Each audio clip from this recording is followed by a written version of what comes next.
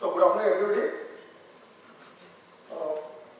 I represent Equicap Asia, which is a fund manager cum developer for a multilateral fund, which is Infraco Asia.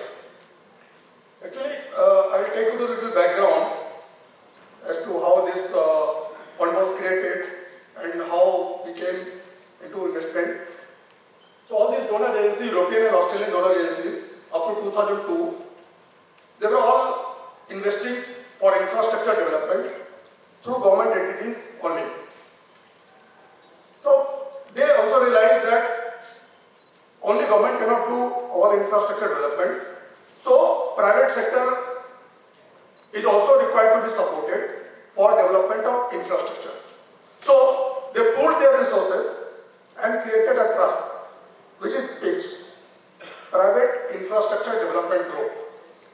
And under that PIDGE, they created various facilities for promoting investment in infrastructure by private sector.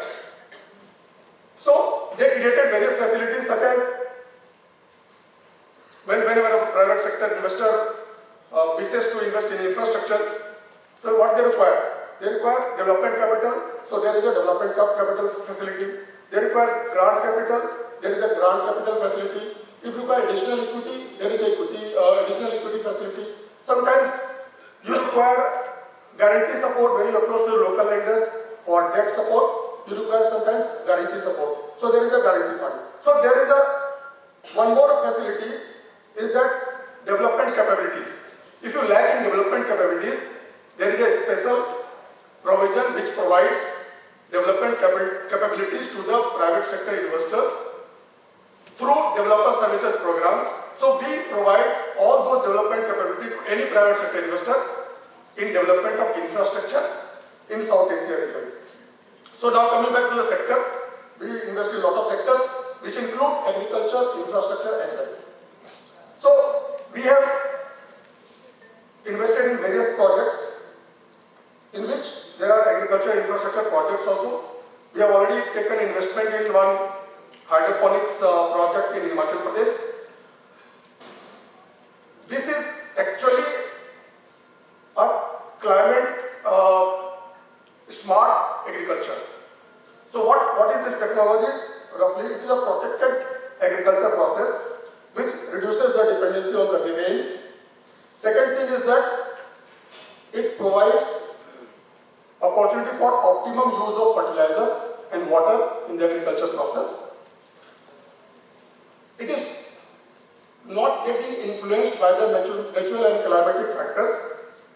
And the fourth important part which we have introduced in this project is that providing capacity building support to the farmers in the region, in which we will train around more than around 1,000 farmers, for which NSFI is supporting us. They are conducting all the training programs for the farmers. So this is a project which we are doing. Second project we are evaluating right now is organic fertilizer project in Uttar Pradesh, which is also a project which is linked with waste management and organic fertilizer. So we take sugar industry waste, which is grass mud, and process it to make organic fertilizer, which is again help soil stabilization and reduce water consumption while we are doing agriculture, being fertilizer through this pressed mud based organic fertilizer. Next project which we are undertaking right now is that controlled atmospheric storage project, in which we are targeting to have associated with the apple producers of Uttarakhand, and in association with them we will have a storage facility and processing facility to help them, to support them, and again here we will have training component for better yield and better realization of their investment. Fourth project which we are considering is maize processing project. Again, it is farmer-centric project benefiting small and marginal farmers. And here also we'll have an agro cell which will support to enhance the capability of the farmers on technology and methods of agriculture.